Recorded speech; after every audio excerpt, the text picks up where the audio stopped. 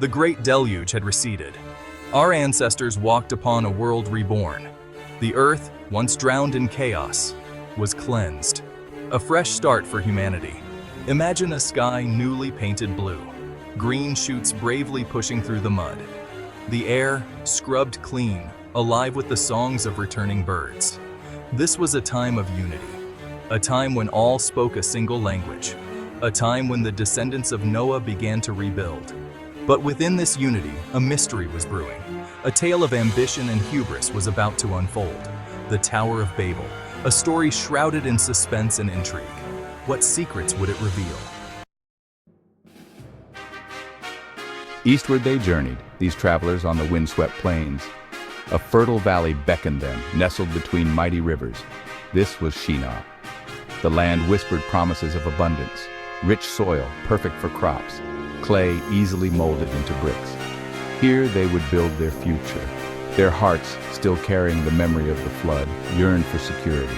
They sought to create a world where they would be safe forever. But even in this paradise, the seeds of ambition were sown. The human desire to reach beyond, to strive, to leave a mark, began to stir. The people of Shinar were not content with simple survival. They had seen the destructive power of nature. They yearned for control. They looked to the heavens, to the sun and moon and stars. They observed. They learned. They began to unlock the secrets of the cosmos. From these observations came knowledge. Knowledge of mathematics, astronomy, engineering. They learned to bake bricks stronger than mud. They discovered mortar to bind them. With these tools, their ambition grew bolder. They imagined a project so grand, so audacious, that it would touch the very heavens themselves. A tower. Not just any tower, but a structure that would stand the test of time. A marvel of human ambition and engineering. A tower that would pierce the clouds, reaching heights that seemed impossible, defying the very limits of human capability. It was a monument to their ingenuity, a testament to the brilliance and creativity of ancient architects and builders, a symbol of their power. This became their obsession, a driving force that united them in a common goal. "Let us make a name for ourselves," they declared, their voices filled with determination and a sense of destiny. Their voices echoing with a newfound confidence, a belief that they could achieve the impossible.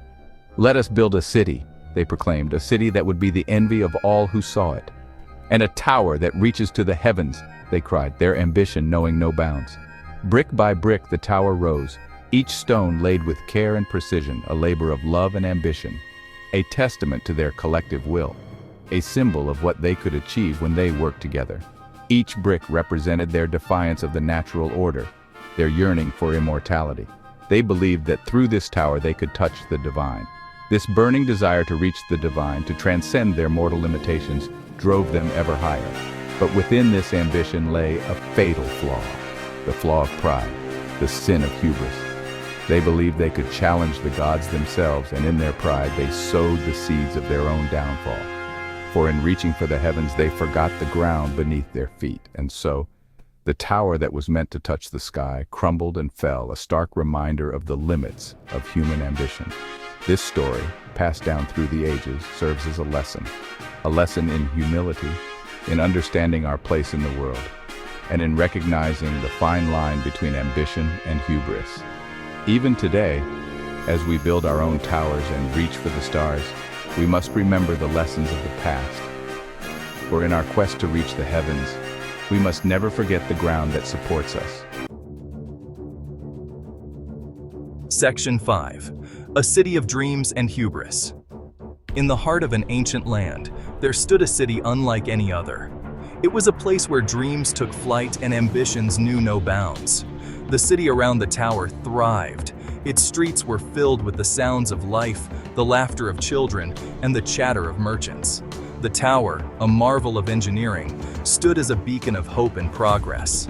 A bustling metropolis, a melting pot of ideas and skills. Commerce flowed, innovation flourished. Artisans and scholars from distant lands gathered here, sharing knowledge and crafting wonders. The marketplace was a vibrant tapestry of cultures and creativity. Yet, as the tower grew taller, a subtle darkness spread. The shadow it cast grew longer, and with it, the ambitions of the people began to change. What was once a symbol of unity started to divide the city. The unity of purpose began to fray. Disagreements turned into arguments, and arguments into conflicts. The once harmonious community found itself at odds, each faction vying for control and recognition. Competition and envy crept into their hearts. The desire to outdo one another overshadowed the collective good. Friendships were tested, and alliances were broken. The spirit of cooperation was replaced by a relentless pursuit of personal glory. The tower, once a symbol of collective aspiration, became a monument to individual ego. It stood tall, but its foundation was weakened by the very people who built it. Pride and arrogance took root, and the city's downfall seemed inevitable. They had forgotten the lessons of the flood. The warnings of the past were ignored, and history seemed destined to repeat itself. The ruins of previous civilizations served as a stark reminder of the consequences of hubris. They had forgotten the fragility of their existence. In their quest for greatness, they overlooked the delicate balance that sustained their world. The realization came too late for many, as the city's foundation began to crumble. They had challenged the order of the universe. In their arrogance, they believed they could bend the natural laws to their will. But nature, indifferent to their ambitions, began to push back. The question was, would they heed the consequences? As the city teetered on the brink of destruction, the people faced a choice: to learn from their mistakes or to be consumed by them. The fate of the city hung in the balance, a testament to the timeless struggle between dreams and hubris. Section 6. The Confusion of Tongues. The God of creation looked down upon the city of Babel and saw not unity but discord. He saw not collaboration but competition. He saw a people drunk on their own brilliance, blinded by their ambition. He saw a tower built not on faith but on pride. And so, with a whisper, with a breath, he scattered their languages. The air vibrated with unfamiliar sounds. Confusion reigned. The once unified people, now unable to understand each other, were thrown into disarray. Their grand project ground to a halt. Section 7. The Scattering of Peoples. Confusion turned to frustration, then to anger. Suspicion poisoned their hearts. The tower, once a symbol of unity, now stood as a silent rebuke. Groups, divided by their newfound languages, abandoned the city. They migrated to the corners of the earth, carrying with them the seeds of their diverse cultures. The world, once united by a single language, was now a tapestry of tongues. Each language, a unique expression of human experience. The Tower of Babel, unfinished, became a potent symbol of the perils of unchecked ambition and the power of communication. Section 8. Echoes in History. Throughout history, we see echoes of Babel. Empires crumble under the weight of their own hubris. Wars erupt from miscommunication and misunderstanding. The Berlin Wall, a physical manifestation of division. The ongoing conflicts fueled by ethnic and religious differences. These events remind us of the fragility of peace, the importance of dialogue, and the ever-present potential for discord in the human heart. Yet, amidst the chaos, we also see glimmers of hope. The human spirit, ever resilient, strives for connection, for understanding. Section 9. A Modern Babel. In our modern world, interconnected by technology, do we face a new Babel? A world awash in information yet starved for understanding? The Internet, a double-edged sword, connecting us globally, yet also creating echo chambers of misinformation and polarization.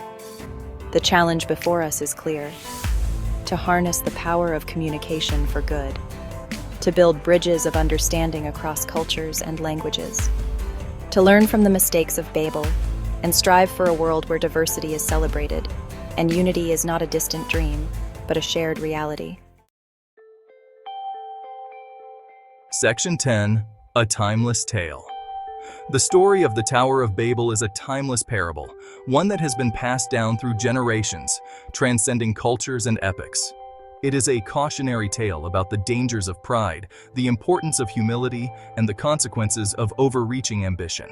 The Tower of Babel reminds us of the power of language, a tool that can unite or divide us. It is through language that we share our stories, our dreams, and our fears. This ancient story teaches us that our greatest achievements are born not from individual ambition, but from collective effort, from cooperation and understanding.